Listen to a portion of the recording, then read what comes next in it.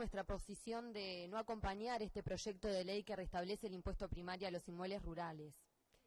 Quiero recordar el artículo 2 de este proyecto que establece: los propietarios de padrones rurales que exploten a cualquier título padrones que en su conjunto no excedan las 300 hectáreas índice CONIAT 100 estarán exonerados del pago del impuesto anual de enseñanza primaria. Y ahora quiero recordar lo dicho por el presidente Tabaré Vázquez durante toda la campaña electoral: que pague más el que tiene más y pague menos el que tiene menos.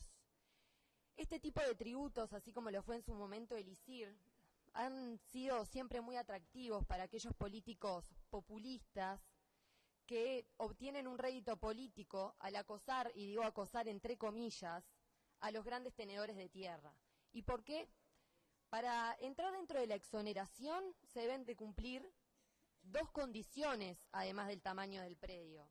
Uno es ser propietario y el otro es que se explote la tierra directamente. Por lo tanto, aquellos pequeños productores que no exploten directamente la tierra y decidan arrendarla, van a estar comprendidos en este impuesto. No van a quedar exonerados los colonos con más de 300 hectáreas, ni los promitentes compradores con o sin promesa inscripta, ni los poseedores, ni los usufructuarios. Sin embargo, vamos a mantener una exoneración impositiva al sector forestal, que da la casualidad que las grandes extensiones de tierra están en manos de empresas multinacionales, de empresas de capital extranjero, y grandes terratenientes que no tienen 3, 30 ni 300 hectáreas, tienen 300.000 hectáreas, como es el caso de Monte del Plata. Ellos sí que son los verdaderos intocables. Por lo tanto, en este caso en particular, es una gran mentira lo dicho por el presidente Tabaré Vázquez. Acá, en muchos casos, va a pagar menos el que tiene más y va a pagar más el que tiene menos.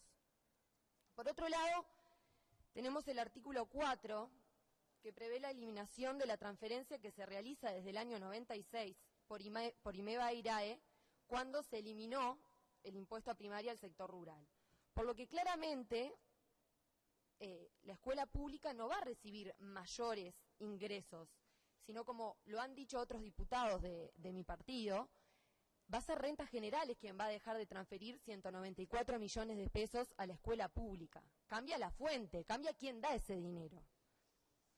Y lo que es más inconcebible de todo esto es que el gobierno del Frente Amplio, que se ha jactado de defender a capa y espada a los más necesitados, a los que están frente a una situación de desigualdad frente al resto, se nieguen a destinar lo recaudado a las escuelas rurales del país, que son las más lejanas y olvidadas y que muchas veces dependen del financiamiento de los familiares, de los alumnos y de los vecinos de la zona. Según datos del Consejo de Educación Inicial y Primaria, hay aproximadamente 20.258 niños que no tienen el mismo acceso a la educación que aquellos que viven en la ciudad. Hay 1.125 escuelas rurales y todos los años cierran aproximadamente 10. Yo quiero preguntar qué soluciones ha propuesto ANEP para atender y mantener la formación educativa de los niños que asistían a estas escuelas rurales que ahora están cerradas. Si analizamos el tema de la alimentación en las escuelas rurales, muchas veces el docente está solo y no solamente es quien enseña, es quien hace las compras, es quien cocina y es quien sirve la comida a los alumnos. Si vemos los datos del anuario estadístico de ANEP del año 2014, vemos que en la sección costo por alumno, tipología por centro de estudio, en lo que respecta a la escuela primaria, nos da un costo promedio por alumno por día en alimentación de 26 pesos.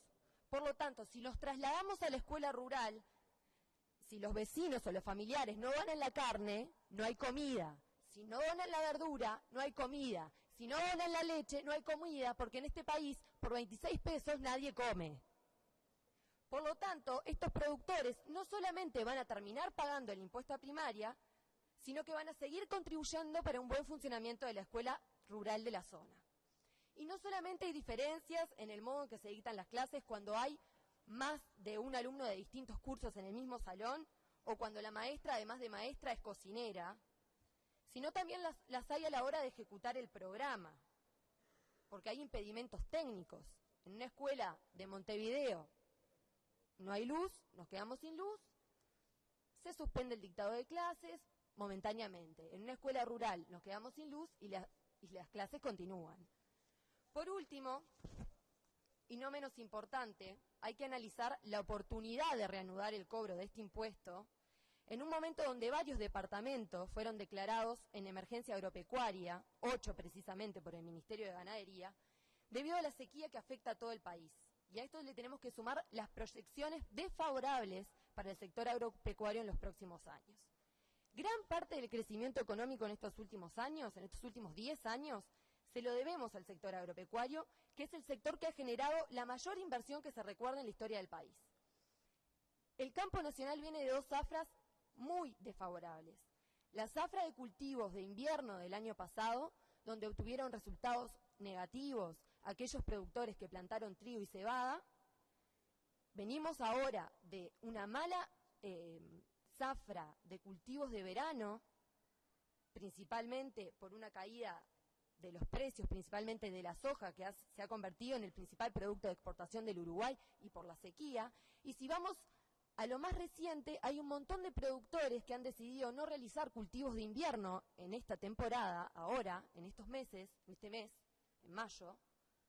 ¿Por qué? Porque no solamente ha caído el precio de los granos y oleaginosos, sino que ha aumentado considerablemente el precio de los insumos. Por ejemplo, el combustible, que ahora se está evaluando de volverlo a aumentar el precio del combustible. Entonces, quiero concluir. Rechazo profundamente el impuesto al factor productivo que se encuentra al aire libre, porque el productor, el empresario o el cooperativista agropecuario no maneja las variables climáticas, llámense lluvia, sequía, granizo. Eso determina que tiene que haber una diferencia clara en el tratamiento fiscal entre quien tiene, por ejemplo, un supermercado y quien vive de un emprendimiento, de un activo fijo que produce al aire libre. Lamentablemente, ayer se cerraron los ejercicios económicos del sector agropecuario. En los próximos meses, cuando se terminen de cerrar los estados contables, vamos a ver esta nueva era, los resultados de esta nueva era del sector de tributación del sector agropecuario, que se dio básicamente en estos últimos 2 años, reinstaurando el impuesto al patrimonio y ahora este impuesto de enseñanza primaria. Es verdad, me podrán decir que el sector agropecuario no es el único que ha permitido el crecimiento económico del Uruguay, pero sí ha sido el más estigmatizado por este gobierno durante toda la campaña electoral, un día sí y otro también. Los ciclos económicos tienen su tiempo y por esa razón considero que este es el momento menos oportuno para incrementar la carga tributaria al campo nacional. Muchas gracias, señor presidente. Continuando con la lista de oradores, tiene la palabra el diputado